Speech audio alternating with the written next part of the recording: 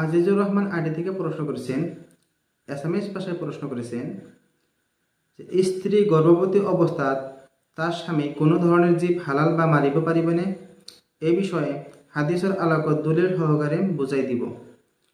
প্রিয় প্রশ্নকারী ভাই, আপনি প্রশ্ন করেছেন স্ত্রী গর্ভবতী থাকা অবস্থায় তার স্বামী কোনো ধরনের জীবজন্তু হালাল করতে পারবে নাকি, অর্থাৎ জবাই করতে পারবে নাকি।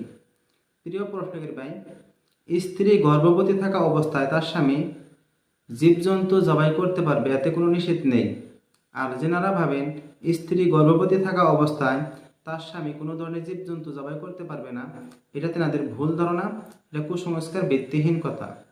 যেহেতু কোরআন এবং হাদিসের মধ্যে এই ধরনের কোনো বর্ণনা বর্ণিত হয়নি যে স্ত্রী গর্ভবতী থাকা অবস্থায় তার স্বামী কোনো ধরনের জীবজন্তু জবাই করতে পারবে না, এ ধরনের কোনো নিষেধাজ্ঞা কোরআন এবং হাদিসে বর্ণিত হয়নি। সুতরাং এটা মানুষের ভুল ধারণা, এটি ভিত্তিহীন কথা, এটি মানুষের কুসংস্কার। আর এই ধরনের কুসংস্কারের উপরে আমাদের আকীদা বিশ্বাস রাখা যাবে না। আশা করি প্রিয় প্রশ্নকারী ভাই, আপনি আপনার প্রশ্ন জবাব পেয়েছেন।